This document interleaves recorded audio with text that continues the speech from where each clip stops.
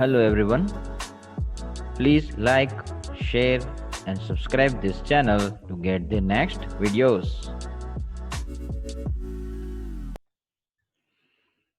Hello students. Welcome to Engineering Solution. Next આપણા આજના આ લેક્ચરની અંદર આપણે યુનિટ 2 એન્ટરપ્રેન્યોરિયલ સપોર્ટ એજન્સીસની અંદર પાર્ટ 4 સ્ટેટ ફાઇનાન્શિયલ ઇન્સ્ટિટ્યુશન્સ સમજવાના છીએ. મારું નામ છે પ્રતિક છનિયારા અને આજના આપણા આ લેક્ચરની અંદર આપણે આગળ વધીએ. First of all is promotional agencies for એમએસએમઈસ.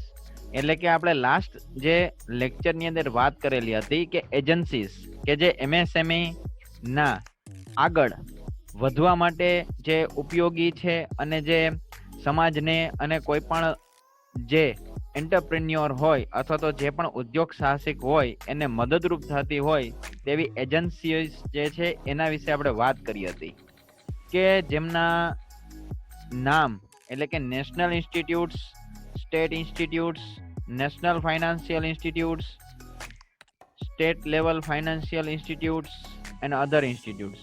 આ પાંચે પાંચ નામ વિશે આપણે ડિસ્કશન કર્યું હતું કે આ પાંચે પાંચ જે છે એ પ્રમોશનલ એજન્સીસ છે. એની અંદર અત્યારે આપણે સ્ટેટ એટલે કે જે રાજ્ય લેવલની ફાઇનાન્શિયલ ઇન્સ્ટિટ્યૂટ્સ જે છે એના વિશે આપણે આજે ડિસ્કસ કરવાના છીએ. સો સ્ટેટ લેવલ ફાઇનાન્શિયલ ઇન્સ્ટિટ્યુશન્સ કે જે રાજ્ય લેવલે હોય છે તે ફાઇનાન્શિયલ ઇન્સ્ટિટ્યૂટ્સની અંદર પણ થોડાક એમના પ્રકાર છે કે જેમાં પેલું છે એ છે Gujarat state financial corporation GSFC. Friends, ખાસ કરીને આ બધા જે નામ જે છે એ તમે યાદ રાખજો કારણ કે આના ફૂલ ફોર્મ પણ પૂછાય છે. GIIC એટલે કે Gujarat industrial investment corporation, Gujarat small industries corporation GSIC, Gujarat industrial development corporation GIDC and fifth one is commercial banks. એટલે કે વાણિજ્યની જે બેંક્સ હોય એ કે જે બીજા બધાને લોન્સ ને રકમ લોન અને મૂડી પ્રોવાઈડ કરતી હોય એના વિશે પણ આપણે ડિસ્કસ કરશું જ એટલે આપણને એ પછી માહિતી મળી જશે. So first of all is Gujarat state financial corporation GSFC વિશે આપણે ડિસ્કશન કરીએ તો GSFC A government of Gujarat દ્વારા 1951 ની અંદર લોન્ચ કરવામાં આવેલું હતું અને as a registered company under the companies act 1951 ની અંદર એ એટલે કે SFC એક્ટ ધારા હેઠળ એની રચના કરવામાં આવેલી હતી અને એને ગવર્મેન્ટની હેઠળ નીચે આખું એસ્ટાબ્લિશ કરવામાં આવેલું હતું. અને આની હેડ ઓફિસ જે છે એ ક્યાં છે? અમદાવાદની અંદર આવેલી છે. અને એની સાથે એની પ્રાંતીય ઓફિસીસ એટલે કે રિજનલ ઓફિસીસ જે છે એ અમદાવાદ, રાજકોટ, ભાવનગર, સુરત, વડોદરા, મહેસાણા તો આ બધી જ જગ્યાએ તેની બીજી રિજનલ ઓફિસીસ આવેલી છે. રિજનલ ઓફિસીસ એટલે આપણને ખબર છે. નેક્સ્ટ ફાઇનાન્શિયલ આસિસ્ટન્ટ જે છે એ આ GSFC પ્રોવાઈડ કરે છે to eligible industries undertaking including MSME units establish in the state of Gujarat. એટલે કે જેટલા પણ સ્ટેટ ઓફ ગુજરાતની અંદર ઇન્ડસ્ટ્રીયલ કે જે MSME યુનિટની અંદર આવતી હશે તે બધી જ ઇન્ડસ્ટ્રીઝને તે ફાઇનાન્શિયલ આસિસ્ટન્ટ એટલે કે નાણાકીય સહાય જે છે એ પ્રોવાઈડ કરે છે. તેમજ એની સાથે જોઈએ તો આ સહાય મેળવવા માટે તમારે એક રજિસ્ટ્રેશન ફોર્મ એટલે કે અરજી પત્રક જે છે એ નિયરર રજિસ્ટ્રેશન ઓફિસ એટલે કે જે આ બધી જે છે એમાંથી કોઈ પણ એક જગ્યાએ જે તમારી નજીક હોય ત્યાં તમારે ત્યાં એપ્લિકેશન આપવી પડે એટલે કે અરજી કરવી પડે. ગુજરાત રાજ્યમાં અને સાથે સાથે સેન્ટ્રલ લેવલ ઉપર એટલે કે કેન્દ્ર શાસિત પ્રદેશો જે છે દાદરા અને નગર હવેલી માં પણ આની બ્રાન્ચીસ જે છે એ અવેલેબલ છે અને ત્યાં પણ આમ જોઈએ તો કેન્દ્ર શાસિત એટલે કે દાદરા અને નગર હવેલીમાં સ્થપાયેલા કોઈ પણ ઉદ્યોગોને ફાઇનાન્શિયલ આસિસ્ટન્ટ એ પૂરી પાડવા માટે જીએસએફસી છે. અને જો કોઈ ધંધાકીય એકમની નું રજીસ્ટ્રેશન ગુજરાત બહાર થયું હોય, પરંતુ તેનું જે કાંઈ પણ યુનિટ એટલે કે આપણે એમ કહી શકીએ કે ભાઈ એની ઇન્ડસ્ટ્રીનો એકાદ એકમ ગુજરાતની અંદર હોય, ગુજરાત સ્ટેટમાં હોય, તો તેને પણ ફાઇનાન્શિયલ આસિસ્ટન્સ એટલે કે નાણાકીય સહાય મળી શકે તેમ છે. આ જે કયા કયા સ્વરૂપના અને કયા કયા એકમને તમને આ કઈ કઈ રીતે ટૂંકમાં મળશે આ સહાય, તો આપણને ખબર જ છે કે આપણે આની પહેલા પણ આપણે ખબર છે કે ભાઈ સોલો પ્રોપ્રાઇટરશિપ હોય એટલે કે એકાકી વેપારી પ્રથા હોય છે. પછી એ સિવાય ભાગીદારી ભેગી હોય છે, પાર્ટનરશિપ ફોર્મ હોય છે, પછી કોઓપરેટિવ લિમિટેડ હોય છે, પછી પ્રાઇવેટ લિમિટેડ હોય છે. તો આ બધી રીતના સહાય મળે છે. નેક્સ્ટ હવે એની અંદર આપણે એ જોઈ લઈએ કે આ જે પાર્ટનરશિપ અથવા તો કોઓપરેટિવ સોસાયટી કે જે બી રીતે તમે કોઈ પણ તમારો બિઝનેસ તમે લોન્ચ કરેલો છે, ધેટ્સ ઓકે, બટ તેના ફંક્શન્સ ક્યાં ક્યાં છે જીએસએફસી ના? તો જીએસએફસી જે છે તેની અંદર થોડાક 5 થી 7 જેવા ફંક્શન્સ છે, એટલે કે તેના કાર્યો છે. લોંગ ટર્મ ફાઇનાન્સ તે પ્રોવાઈડ કરે છે, અને સાથે સાથે ટર્મ લોન સ્વરૂપે તમને આ લોંગ ટર્મ ફાઇનાન્સ એ મળી રહે છે.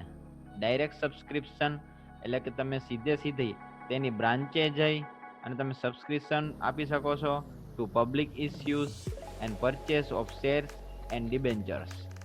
ડાયરેક્ટ સબસ્ક્રિપ્શન આપી શકો છો કેને?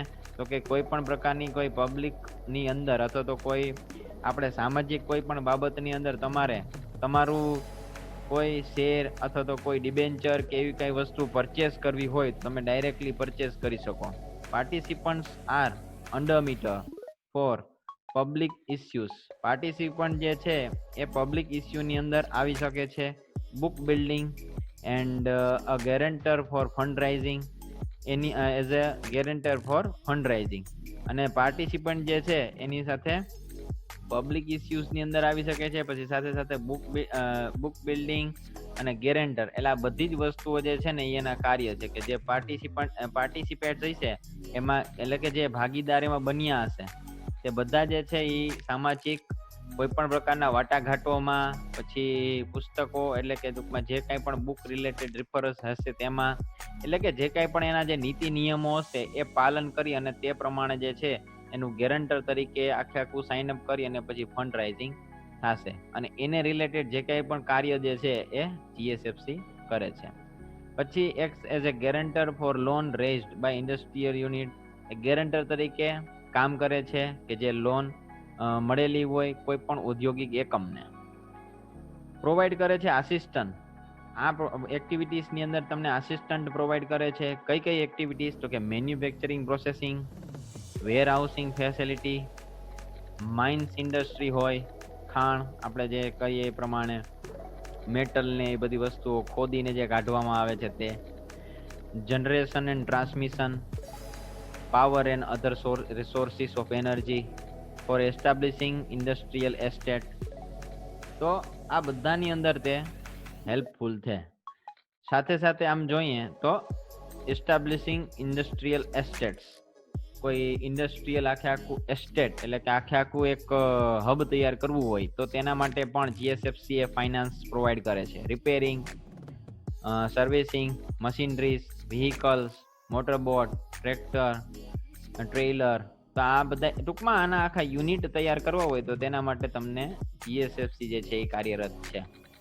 અસેમ્બલિંગ ઓફ મશીન્સ, વ્હીકલ અસેમ્બલી કરવાનું હોય, packaging activities, hotel industry, material handling vehicle and equipments, fishing and preservation of fishes, ship breaking એટલે કે વહાણ તોડવાના એવા કોઈ પણ પ્રકારના તમારા એન્ટરપ્રિન્યોરશિપ એટલે કે તમારા કોઈ પણ કામની અંદર જીએસએફસી તમને મદદ કરે છે. આ સિવાય પછી નેક્સ્ટ આપણે જોઈએ તો એના થોડાક ક્રાઇટેરિયાસ આવશે, એટલે કે એલિજિબલ યુનિટ્સ.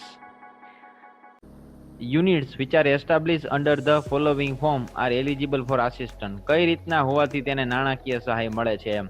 તો કે એકાકી વેપારી પ્રથા, ભાગીદારી પેઢી, સહકારી મંડળી, જે આપણે હમણાં જ વાત કરી, પબ્લિક પ્રાઇવેટ લિમિટેડ કંપની હોય, private limited, okay, public limited company, private limited company, એ જે બી હોય તો એની અંદર તમને નાણાકીય સહાય મળી શકે જીએસએફસી થ્રુ. નેક્સ્ટ આવે છે ટાઈપ્સ ઓફ આસિસ્ટન્સ. એમાં કયા કયા સ્વરૂપની સહાય મળે છે? તો ફાઇનાન્શિયલ જે આસિસ્ટન્ટ જે છે એ નીચેની એક્ટિવિટીઝ માટે મળે છે. તો કે એસ્ટાબ્લિશમેન્ટ ઓફ ન્યૂ યુનિટ, નવા એકમની સ્થાપના માટે, મોડર્નાઇઝેશન ઓફ એક્ઝિસ્ટિંગ યુનિટ, જે યુનિટ અવેલેબલ હોય એ યુનિટની અંદર તમારે કંઈક નવીનીકરણ કરવું હોય તો તેના માટે, એક્સપાન્શન ઓફ એક્ઝિસ્ટિંગ યુનિટ, જે અવેલેબલ યુનિટ હોય, જે કંઈ પણ ટૂંકમાં ગુજરાતીમાં કેવું હોય તો અસ્તિત્વવાળા એકમના વિસ્તરણ માટે. અને એવી જ રીતના assistant for the diversification activities, એટલે કે વૈવિધ્યકરણ. એમ અલગ અલગ જગ્યાએ તમારે બ્રાન્ચ બનાવવી હોય તો એ બ્રાન્ચીસના નિર્માણ માટે પણ તમને અવેલેબિલિટી છે. ઓકે, તો આ હતી વાત એની આસિસ્ટન્સની. પછી as a facilitator in rising finance. તો એ ફેસિલિટેટર એટલે કે એક જે ફેસિલિટી તમને પ્રોવાઈડ કરે છે નાણાકીય સહાય, ટૂંકમાં ફાઇનાન્સને રાઇઝ કરવા માટે. તો એમાં એ જે ફેસિલિટેટર જે તરીકે જે છે એમાં કઈ કઈ વસ્તુ આવે તો કે ભાઈ quick sanction and disbursement of loan, તમને ઝડપથી તે લોન આપે એ પ્રોવાઈડ કરી આપે છે અને એના જે કાંઈ પણ પ્રોસેસિંગ હોય એ એકદમ સ્પીડીલી હોય.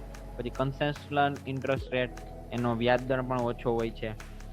વ્યાજનો દર જે છે ને એ એમએસએમઈ ઉદ્યોગો માટે આમ તો રાહત સાથે હોય છે, અને એમએસએમઈ માટે ઉદ્યોગો માટે એ 6 થી 7% જેટલા રાહતના વ્યાજ દરે આ જે છે ટર્મ લોન અથવા તો ફાઇનાન્સ લોન એ પૂરી પાડવામાં આવતી હોય છે. પછી મોરેટોરિયમ પીરિયડ હોય ને એ બી સારામાં સારો હોય, એટલે કે લોન પરતનો સમયગાળો. એમ કોઈ પણ યુનિટ દ્વારા, એટલે કે આ જે ઓર્ગેનાઇઝેશન જે છે એ ઓર્ગેનાઇઝેશન દ્વારા 8 થી 12 વર્ષના સમયગાળા માટે લોન પૂરી પાડવામાં આવે. અને પછી તમને જે છે ને એના પ્રીમિયમ્સ કરી આપવામાં આવે. અને શરૂઆતનો લોન જે છે એ સમયગાળો તમને ફ્રી મળે, એટલે કે ત્યાં તમારે કાંઈ લોન ભરવાની નહીં. અંદાજિત 1 થી 1.5 વર્ષ, એટલે કે 1 થી 1.5 વર્ષ જેટલો સમયગાળો હોય, કદાચ 2 વર્ષ પણ હોઈ શકે, જેવી તમારી લોન. તે સમય દરમિયાન તમે લોનના હપ્તા તમારે ભરવાની જરૂર નથી. પછી તમને ટૂંકમાં તમારા લોનના હપ્તા સ્ટાર્ટ થાય. પછી લોનના નાણાંની ચૂકવણી, એ ચૂકવણીની અંદર પણ અલગ અલગ એની સ્ટેપ્સ હોય છે. 2 સ્ટેપ્સ હોય છે. એક તો સેન્કશન એટલે કે મંજૂરી, અને બીજું આવે ડિસ્બર્સમેન્ટ એટલે કે ચૂકવણી. એ બંને રીતે ટૂંકમાં નાણાંની તમે ચૂકવણી અલગ અલગ રીતે તમે કહી શકો. અરજદારે બધી જ લોનની શરતો એ માન્ય કરતો એક આખો સ્વીકાર પત્ર હોય ને એ મોકલવો પડે. અને આવો સ્વીકાર પત્ર મળતા નિગમ દ્વારા ધિરાણની કાયદાકીય વિધિ બતાવવામાં આવે છે. તો આ હતી વાત આપણે જીએસએફસી ની આખી. હવે નેક્સ્ટ આપણે આના પછી જોઈએ છે જીઆઈઆઈસી. તો જીઆઈઆઈસી ની અંદર એટલે કે ગુજરાત ઇન્ડસ્ટ્રીયલ ઇન્વેસ્ટમેન્ટ કોર્પોરેશન, જીઆઈઆઈસી માટે ખાસ તો ગુજરાત રાજ્ય ઔદ્યોગિક રોકાણ નિગમ, અને આપણે જે જોયું હતું જીએસએફસી એટલે કે ગુજરાત રાજ્ય નાણાં નિગમ. તો આ જે જીઆઈઆઈસી જે છે એની પણ સ્થાપના એ કંપની એક્ટ હેઠળ 1 એપ્રિલ 1986 માં ગવર્મેન્ટ ઓફ ગુજરાતની અંદર કરવામાં આવેલી છે. અને as a limited company, A limited company તરીકે એની સ્થાપના કરવામાં આવેલી છે. અને કંપની સેટ તો એનો 1956. તો આમ જોઈએ તેના મેજર ફંક્શન્સ ક્યાં ક્યાં છે એના વિશે આપણે વાત કરવા પહેલા, ઉદ્યોગની સ્થાપના સમયે જે ખાસ કરીને આપણે રૂરલ એરિયાના હતા, એટલે કે પછાત વિસ્તારમાં જે કંઈ પણ ડેવલપમેન્ટ હતું એ ડેવલપમેન્ટને ધ્યાનમાં લઈ અને આ જીઆઈઆઈસી ની સ્થાપના કરવામાં આવેલી હતી. અને આ યુનિટ દ્વારા શું કરવામાં આવે તો કે દરેક સ્વરૂપે શરૂ થયેલા કોઈ પણ એકમો હોય, જેમ કે સોલો પ્રોપ્રાઇટરશીપ, પાર્ટનરશિપ ફર્મ હોય, એ જે બી હોય એમ, તો એ બધાને થોડી ઘણી સહાય આપવામાં આવતી. અને આ ઓર્ગેનાઇઝેશન દ્વારા ઉદ્યોગોને દરેક પ્રકારની સહાયમાં નવા ચાલુ ગમે તે પ્રકારના મોડર્નાઇઝેશન અથવા તો ડાયવર્સિફિકેશન, જે પણ પ્રકારનું આપણે કામ કરવાનું હોય એન્ટરપ્રાઇઝની અંદર અથવા તો યુનિટની અંદર અથવા તો ઇન્ડસ્ટ્રીની અંદર, તો એના માટે જરૂરી જેટલાય પણ થોડી ઘણી ફાઇનાન્શિયલ નીડ્સ હોય રૂરલ એરિયાની અંદર, એટલે કે પછાત વિસ્તારની અંદર અથવા તો ગામડા વિસ્તારની અંદર, તો તેના માટે જે છે ને આ ઓર્ગેનાઇઝેશન જે છે એ ખાસ કામ કરતી હતી. હવે આની અંદર પણ થોડાક મેજર ફંક્શન્સ જે છે એના વિશે આપણે જો વાત કરીએ તો એની અંદર ઇટ પ્રોવાઇડ્સ ફાઇનાન્શિયલ આસિસ્ટન્ટ, આ નાણાકીય સહાય પ્રોવાઈડ કરે છે ઇન ધ જોઈન્ટ વેન્ચર્સ, જે કાંઈ પણ જોઈન્ટ વેન્ચર્સ હોય. Up to 1990 it promoted 70 industrial joint ventures in the area of engineering, electronics. બરાબર, જેમ કે આપણે એમ કઈ વાત કરી સમજીએ તો એમ કે ભાઈ કોઈ પણ હે ને કંઈક જોઈન્ટ, જે કંઈ પણ જોઈન્ટમાં એટલે કે ભેગું સાથે બનાવેલી આખો યુનિટી હોય આખું, તો એ યુનિટની અંદર કે જે 1990 ની પ્રમાણે એના અપ ટુ 1990 પ્રમાણે કે જે 7 ઇન્ડસ્ટ્રીયલ જોઈન્ટ વેન્ચર્સની અંદર આવતા હશે, તો એને બરાબર પછી એ કયા કયા છે કે engineering, electronic, chemical, pharmaceutical, cement, તો એ અને મોર દેન 40 યુનિટ્સ હેવ સ્ટાર્ટેડ પ્રોડક્શન. તો એ બધાની અંદર જે છે ફાઇનાન્શિયલ આસિસ્ટન્ટ પ્રોવાઈડ કરવામાં આવે છે. એટલે કે આ બધાની અંદર જે જોઈન્ટ વેન્ચર્સ હોય એમ. પછી like other financial institution, GIIC also provide term loan પણ આપે છે, અને શેર અને ડિબેન્ચર પણ એને પોતાના પ્રોવાઈડ કરેલા છે, અને પરચેસ શેર અને debentures as a underwriter for the public issues. તે જે છે એ કોઈ પણ પ્રકારના પબ્લિક ઇસ્યુઝની અંદર તે પોતે અંડર રાઇટર તરીકે કામ કરે છે. એટલે ટૂંકમાં એ બધી જ સેફટીથી કમ્પ્લીટ છે, અને કોઈ પણ પ્રકારની રીતે એ નુકસાનમાં ભાગીદાર બનશે નહીં એમ. અને એટલા માટે એના બધા આપણે રૂલ્સ અને રેગ્યુલેશન્સ એ ફોલો કરે છે. It provides guarantee for the fund raised in the ડેપ્ટ form of in the industrial units. પછી GIIC is a prime promoter of the Gujarat Venture Capital Fund for providing finance for the venture projects. It acts as a project consultant as well as involved in the preparation of project report and feasibility studies. એટલે કે પછી it contributes in the entrepreneurship development activities of the state. Example તરીકે જોઈએ કે it is one of the co-promoter of the CEDs, centre for entrepreneurship development. આ બધા એના functions જેમ કે GIIC જે છે ને એ એક ગેરંટર તરીકે કામ કરે છે. જ્યારે કોઈ પણ પ્રકારના વ્યાજ દર અથવા તો ઇન્ડસ્ટ્રીયલ યુનિટ હોય કે જે ધીરે ધીરે આગળ વધતું હોય, તો એની અંદર કયા પ્રકારે તમારે એમાં નાણાકીય વધારે લોન લઈ શકવી, તો એના માટે એ જે છે એ ગેરંટી આપે છે. પછી પ્રાઇમ પ્રમોટર છે એ GVCF નું, અને એના માટે પણ એ ફાઇનાન્સ અને આખું વેન્ચ્યોર પ્રોજેક્ટ જોઈન્ટ જેવા હોય એવા પ્રોજેક્ટ્સ જે એ પ્રોવાઈડ કરે છે. પછી act as A project consultant as well as involve in the preparation of project report and feasibility study.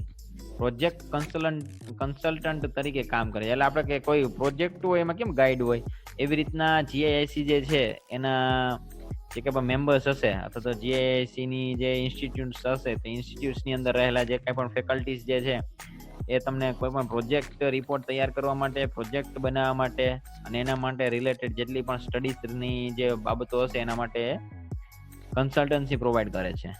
એટલે કે એક મદદરૂપ થાય છે એમ. પછી કન્ટ્રીબ્યુટ કરે છે એન્ટરપ્રેન્યોરશિપ ડેવલપમેન્ટની એક્ટિવિટીઝને કે જે રાજ્ય લેવલની હોય, અને કો પ્રમોટર છે એ CED એટલે કે આ સેન્ટર ફોર એન્ટરપ્રેન્યોરશિપ ડેવલપમેન્ટનું. નેક્સ્ટ આપણે એના પછી જોઈએ તો એ છે GSIC એટલે કે ગુજરાત સ્મોલ ઇન્ડસ્ટ્રીઝ કોર્પોરેશન. તો ગુજરાત સ્મોલ ઇન્ડસ્ટ્રીઝ કોર્પોરેશનની અંદર આપણે ગુજરાત લઘુ ઉદ્યોગ નિગમ એનું ગુજરાતી થશે, અને એનું અંદર જોઈએ તો બધાની અંદર એક આ ઇમ્પોર્ટન્ટ વસ્તુ છે કે એનું એક એસ્ટાબ્લિશમેન્ટ ક્યારે થયું છે. લિમિટેડ કંપની છે અને કંપની એક્ટ 1956 અંદર એસ્ટાબ્લિશ કરેલું છે. અને incorporated by the government of Gujarat from 26 March 1962. Gujarat રાજ્યમાં 26 માર્ચ 1962 થી આ જે છે એ કંપની એક્ટ જે છે એ પબ્લિક લિમિટેડ તરીકે એની સ્થાપના કરવામાં આવેલી છે. અને GSICC exclusively helps the SSI units. જો એ સ્મોલ સ્કેલ ઇન્ડસ્ટ્રીઝ હોય ને એ યુનિટને ખાસ જે છે ને આ મદદ કરે છે. એ બહુ ધ્યાનમાં રાખવાની વસ્તુ છે. એસ્ટાબ્લિશ થયેલા હોય ગુજરાત રાજ્યની અંદર, જેટલા પણ એસએસઆઈ યુનિટ જે છે એ ગુજરાત રાજ્યની અંદર એસ્ટાબ્લિશ થયેલા હોય એના માટે આ ખાસ જે છે ને એ હેલ્પ કરે છે. અને it's form of assistance is under, એટલે કે એના જે આસિસ્ટન્ટ એ જે સહાય જે છે એ કઈ રીતની છે તો જોઈએ આપણે તેની સહાય આવશે એની એવી રીતના કે ભાઈ મશીનરીઝ. તો એ કે LC in procuring machineries under hire purchase systems. It provides finance for procuring new machineries and also for replacement of old machineries. તો એ જે હાયર ટૂંકમાં ફાઇનાન્સ વાળી, એટલે કે ટૂંકમાં જે મોટી મશીનરીઝ હોય અને કોઈ સિસ્ટમ્સ હોય તો એ સિસ્ટમ એટલે કે મશીનરીઝ ને પરચેસ કરવા માટે જે છે ને જીએસઆઈસી એ હેલ્પ કરે છે, સબસિડી આપે છે અને ફાઇનાન્સ આપે છે નવી મશીનરીઝ લેવા માટે, પરચેસ કરવા માટે. Procuring means. અને also for replacement of old machinery, જૂની મશીનરીઝ ને તમારે કાઢી નાખવી છે, નવી મશીનરીઝ તમારે બાય કરવી છે તો તેના માટે પણ તે મદદ કરે છે. આસિસ્ટન્ટ પ્રોવાઈડ કરે છે ડિસ્ટ્રીબ્યુટિંગ ધ સ્કેર્સ રો મટીરિયલ. જેટલું પણ રો મટીરિયલ હોય કે જે એક્સ્ટ્રા હોય અથવા તો જે કાંઈ પણ રો મટીરિયલ એટલે કે વધારાનું જે આપણું જે મટીરિયલ હોય કે જે આપણે બીજી જગ્યાએ આપણે ટ્રાન્સફર કરવું હોય તો તેના માટે ડિસ્ટ્રીબ્યુટિંગ માટે પણ જેટલી પણ વસ્તુઓ હોય ને તે ડિસ્ટ્રીબ્યુટિંગ ફેસિલિટીની અંદર પણ આસિસ્ટન્ટ પ્રોવાઈડ કરે છે જીએસઆઈસી. એટલે કે એવા વ્હીકલ લેવામાં અને એવી બધી જગ્યાએ. It helps in marketing the production of SSI units. SSI યુનિટ્સના માર્કેટિંગ પ્રોડક્ટ જે હોય એનું માર્કેટિંગ કરવું હોય ને તો એના માટે પણ એ પ્રમોટ કરવા માટે પણ તે પૈસા આપે છે. Including arrangement of exhibition and industrial fares. એના ઉપરથી ખબર પડી ગઈ છે કે ઇન્ડસ્ટ્રીયલ જે કંઈ પણ ઓલા ઇન્ડસ્ટ્રીયલ એક્સપો થાય ખબર હોય તો એ, અને એક્ઝિબિશન જેમ આપણે આર્ટના એના એક્ઝિબિશન હોય એવી રીતના એક્ઝિબિશન ને કરવાનું હોય તો એની અંદર પણ તમને જીએસઆઈસી જે છે ને એ ફાઇનાન્સ પ્રોવાઈડ કરે છે. તો આમ જોઈએ ને તો ઘણી બધી રીતના આ બધી જ જે ઇન્સ્ટિટ્યુશન્સ જે છે એ ટ્રેનિંગની સાથે ફાઇનાન્સ પણ પ્રોવાઈડ કરે છે. અહીંયા જો તો તમને બહુ જબરદસ્ત એના બેનિફિટ્સ જે છે એ દેખાય છે. Provides managerial and technical consultancy, બંને પ્રકારની ટૂંકમાં તમને મદદ પૂરી પાડે છે, મેનેજિંગ અને technical.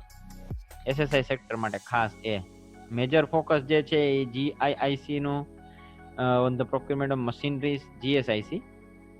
Higher purchase arrangement, it charges only 2%. Nominal 2% જેટલો તમને નોમિનલ સર્વિસીસ ચાર્જીસ મળે આની ફેસિલિટી તમને મેળવવા માટે જીએસઆઈસી આવશે. અને ઓલ્સો કલેક્ટ કરે છે શું તો કે ભાઈ અવેલિંગ મશીનરીઝ, જેટલી પણ collect the deposits for availing machinery, એની ડિપોઝિટ હોય ને એ પણ એ કલેક્ટ કરે. ડિપોઝિટ એટલે આપણે પહેલા પૈસા એના થોડાક ભરવા પડે પછી તમે મશીનરી પરચેસ કરી શકો. તો જો એ મશીનરીની કોસ્ટ 25,000 સુધીની હોય તો if the cost of machineries are 25,000 then 10% deposit, 10% તમારે ડિપોઝિટ ભરવી પડે. અને જો એની કોસ્ટ 25,000 થી વધુ હોય તો 20% ડિપોઝિટ ભરવી પડે. The deposit rates of the industrial units established is notified backward areas are 5% and 10% respectively. જો એ ડિપોઝિટના જે રેટ જે છે ને એ 5 કે 10% જે છે એ વધ ઘટ થાય રાખે બેકવર્ડ એરિયાઝ પ્રમાણે. પછાત વર્ગ છે તો એ પ્રમાણે 5% કેમ ઓછા, અને પછાત વર્ગ ન હોય તો 10% એમ. ઇન્સ્ટોલમેન્ટના પેમેન્ટ જે છે ને એ બે રીતે થશે. એક તો જો મોરેટોરિયમ પીરિયડ આપે આખા તો તમને smart of the repayment of the first installment in 1 year.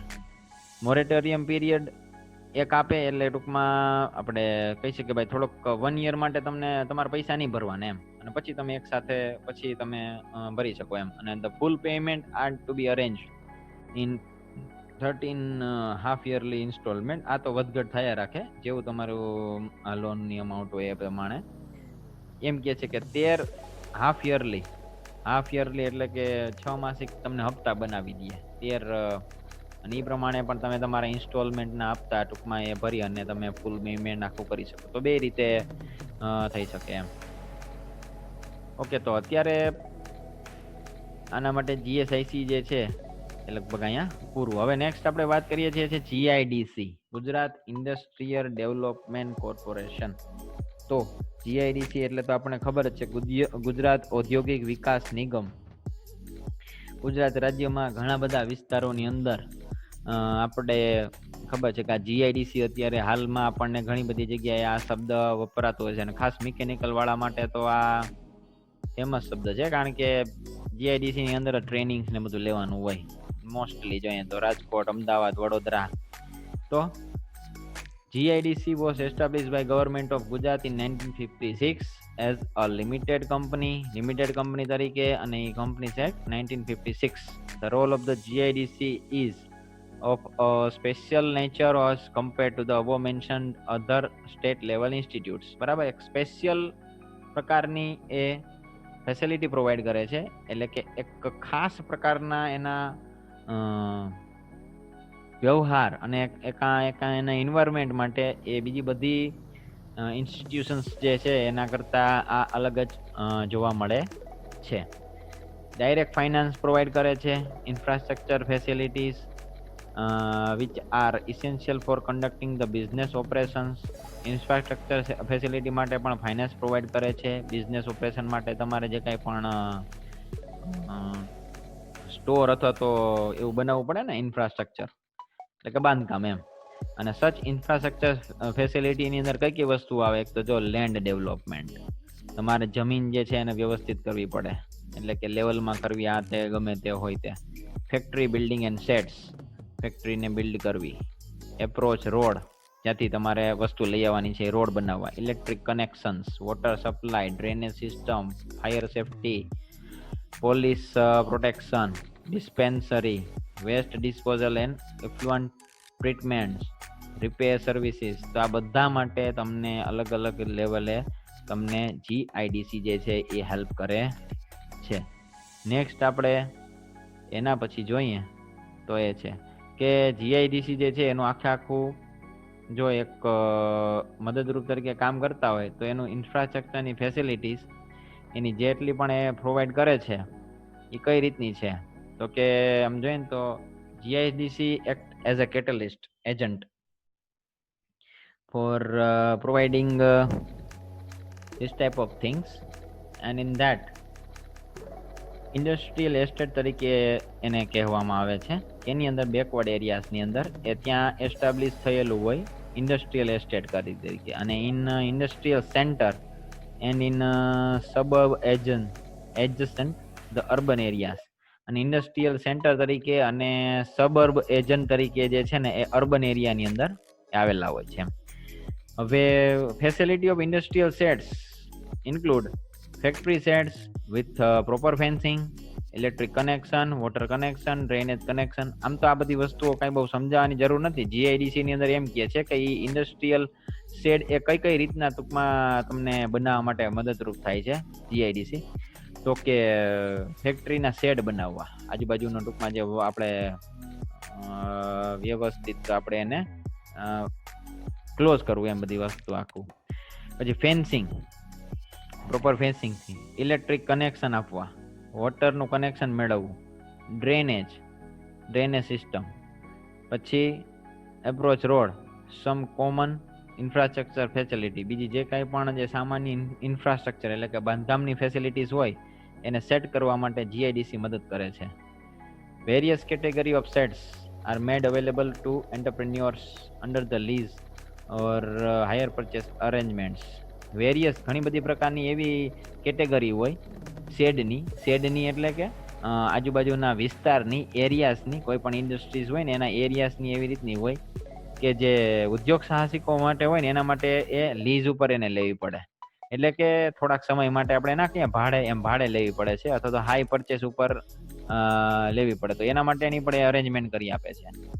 Installment જે છે ને એનું પણ અરેન્જમેન્ટ કરી આપે છે 8 થી 10 વર્ષની અંદર first cash flow generating abilities. Installment એટલે કે જે કંઈ પણ તમારું હપ્તો હશે, જેટલું પણ તમે ફાઇનાન્સ લીધું હશે એને 8 થી 10 વર્ષમાં પણ તમને એ કન્વર્ટ કરી આપે, જેથી કરીને તમારો હપ્તો નાનો થઈ જાય. અને એ કેના ઉપર ડિપેન્ડ કરે, તમારી પ્રોડક્શન અને તમારો કેટલો પ્રોફિટ છે એના ઉપરથી નક્કી કરે છે. Also creates a common cooperative water pollution disposal facilities. એની આજુબાજુ તમારા ઇન્ડસ્ટ્રીઝની આજુબાજુ જે છે એ સામાન્ય સહકારી હોય એવા પાણીના પ્રદૂષણને અટકાવવા માટેની પણ ફેસિલિટી જે છે ને એનું પણ એ બાંધકામ કરે છે. અંડરગ્રાઉન્ડ ડ્રેનેજ સિસ્ટમ જે છે એ પણ એ તૈયાર કરે છે. તો આ અલગ અલગ રીતે ટૂંકમાં ઇન્ડસ્ટ્રીને એક વ્યવસ્થિત ઇન્ડસ્ટ્રી કઈ રીતના થાવી તેના માટેના જે જરૂરી હોય મૂળભૂત એ બધા પાયાના બાબતો જે છે ને એ જીઆઈડીસી આસપાસના વિસ્તારની અંદર એ પ્રોવાઈડ કરી અને પછી જ જે છે ને એ આખું તમને આવી રીતના એ મદદ કરે છે. અને જેથી કરીને શું થશે તો કે જીઆઈડીસી ની અંદર કોઈ પણ ઇન્ડસ્ટ્રીઝ હશે તો એને કામ કરવામાં કાંઈ તકલીફ આવશે નહીં. નેક્સ્ટ હવે જોઈએ તો કોમર્શિયલ બેંક્સ. હવે આપણને ખબર છે કે આપણે 4 વસ્તુ જોઈ ગયા અલગ અલગ પ્રકારની જીઆઈડીસી એટલે કે ઔદ્યોગિક એકમો. પણ હવે આ જે ઔદ્યોગિક એકમ જે છે તેને નાણાં ભંડોળ કઈ રીતના પ્રોવાઈડ કરવું, કઈ રીતના એ ક્યાંથી આવે છે, કઈ રીતના જાય છે, તો તેના માટે કોમર્શિયલ બેંક્સ આવે છે. હવે આ કોમર્શિયલ બેંક્સ જે છે ને એ ખાસ તો લઘુ ઉદ્યોગોના વિકાસમાં બહુ જ સ્પેશિયલ એક આખું કન્ટ્રીબ્યુશન છે તેનું. અને સામાન્ય રીતે જોઈએ ને તો એમાં નાણાકીય જરૂરિયાતોની ઘણી બધી એવી બાબતો હોય તે જે છે એ કોમર્શિયલ બેંક્સ જે છે એ પ્રોવાઈડ કરી આપે છે. ઇન્ડિવિજ્યુઅલ ને ઓર્ગેનાઇઝેશન ને બિઝનેસ રિલેટેડ ને મોર્ટગેજીસ ને કાર લોન ને બિઝનેસ લોન ને આ બધી જગ્યાએ કોમર્શિયલ બેંક જે છે ને અહીંયાથી તમને આ બધી વસ્તુઓ તમને મળી શકે. તો એના માટે કોમર્શિયલ બેંક જે છે ને એ એક ઇમ્પોર્ટન્ટ સેક્ટર છે આખો. હવે કોમર્શિયલ બેંક્સની અંદર કઈ કઈ વસ્તુઓ આવશે તો કે કોમર્શિયલ બેંક્સની અંદર આવે છે પબ્લિક સેક્ટર બેંક્સ, પછી આવે છે private sector banks, foreign banks, rural regional banks, cooperative banks. તો આ બધી જ જે બેંક્સ જે છે એ કોમર્શિયલ બેંક્સની અંદર આવશે. આમ જોઈએ ને તો આ બધી કોમર્શિયલ બેંક્સ જે છે એ જમીન, મકાન, યંત્રો જેવી કોઈ પણ સ્થિર મિલકતો હોય એટલે કે સ્ટેબલ મિલકતો માટે પણ ખરીદવા માટે લાંબા ગાળાના નાણાં આપવા, પછી કાચો માલ ઉત્પાદનનો ખર્ચ અને ઉઘરાણી કરવી જેવી કાર્યશીલ મિલકતોમાં પણ રોકાયેલા જે કંઈ પણ શોર્ટ ટર્મના જે ફાઇનાન્સ હોય એ બધા માટે જે છે એ મદદરૂપ તમને થાય છે. અને એ બધી જ જગ્યાએ તમને આ કોમર્શિયલ બેંક્સ જે છે ને એ જરૂરી છે. પછી એ સિવાય આવે સામાન્ય રીતે કોમર્શિયલ બેંક્સ એ ઉદ્યોગોને વર્કિંગ રાખવા માટે જે છે ને એ ખાસ આ ઉપયોગી છે.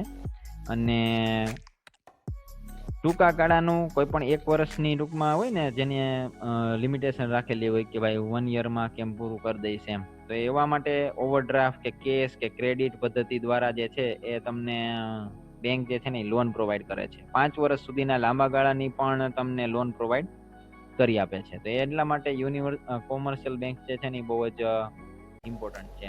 ઓલી ઇન્સ્ટિટ્યુશન્સ તો છે, સાથે સાથે આ પણ છે. હવે જૂન 1991 પછી જ્યારે લિબરલાઇઝેશન અને ફાઇનાન્શિયલ રિફોર્મ આખું થયું, બરાબર છે, આખું ટૂંકમાં જે મજૂર ઉદ્ધારીકરણ અને જે કાંઈ પણ ઉદ્યોગ ધંધાને પાછા રિફોર્મ કરવામાં આવેલા છે, ફાઇનાન્સને નાણાકીય આખો વહીવટને રિફોર્મ કરવામાં આવેલો છે, ત્યારે કોમર્શિયલ બેંક જે છે ને યુનિવર્સલ બેન્કિંગ બની ગયું. અને આખું જે એનું કાર્ય હતું એ થોડુંક ચેન્જ થઈ ગયું. Change from a working capital provider, જે કાંઈ પણ કામ કરતા હોય એ કામ કરવાવાળા નાણાકીય પ્રોવાઈડરની સાથે સાથે તે ફંડ બેઝડ અને ફી બેઝડ ફાઇનાન્શિયલ સર્વિસીસ જે છે ને એ પણ એ પ્રોવાઈડ કરવાનું. All types of fund based and fee based financial services જે છે ને એ પણ પ્રોવાઈડ કરવામાં આવેલું, એટલે કે એટલી થોડીક ફી લઈ લે એવી રીતના પણ તેને કામ આપેલું છે. તો હવે આપણે એના ઉપરથી આપણે જોઈએ નેક્સ્ટ. તો હા, એ હે ને એક પ્રકારના પ્રોવાઈડર થઈ ગયા, provider of long term loan for purchase of fixed assets and machineries. Long ટર્મની લોન તમને આપે છે ફિક્સ્ડ અસેટ્સ અને મશીનરીઝ માટે. Provider of working capital for purchase of inventories, imported goods and credit sales. એવી કોઈ પણ વસ્તુ હોય કે જે તમારે ડાયરેક્ટલી તમારે થોડાક સમય પછી માટે કે એમ તમારી ઇન્વેન્ટરી એને તમારે પરચેસ કરવાની હોય, ગુડ જે છે એટલે કે તમારો માલ સામાન કાંઈ એવો ખરીદવો હોય અને કોઈ એવી ખરીદી કરવી હોય કે જેના માટે તમારી પાસે મૂડી નથી, તો તેવા સમય દરમિયાન તમને જે છે એ કાર્યશીલ મૂડી તરીકે તમને મૂડી પ્રોવાઈડ કરે છે, એટલે કે ફાઇનાન્સ આપે છે. Fee based services like underwriting, guaranteeing, પછી credit rating, factoring, custodian, depository participants etc. તો આ બધી રીતે ફી બેસ્ડ જે હોય, અંડર રાઇટ કરવું અથવા તો ગેરંટર તરીકે તમને મદદરૂપ થાય, ક્રેડિટ રેટિંગ માટે, ડિપોઝિટરી પાર્ટિસિપન્ટ. તો આમ અલગ અલગ રીતના જે છે એ કોમર્શિયલ બેંક જે છે એ પણ તમને મદદરૂપ થતી હોય છે. આમ તો કોમર્શિયલ બેંક્સ વિશે ઘણી બધી બીજી વસ્તુઓ પણ છે કે એની ઘણી બધી બીજી સ્કીમ્સ પણ પ્રોવાઈડ કરેલી છે, પણ હાલ માટે આપણે એટલું ઇનફ છે. ઓકે, તો આપણે જોઈએ તો અત્યારે આપણે એટલું અહીંયા સુધી રાખીશું. Okay, thank you very much. જો કાંઈ પણ ક્વેશ્ચન હોય તો ખાસ તમે કોમેન્ટ બોક્સમાં લખી અને મને જણાવી શકો છો.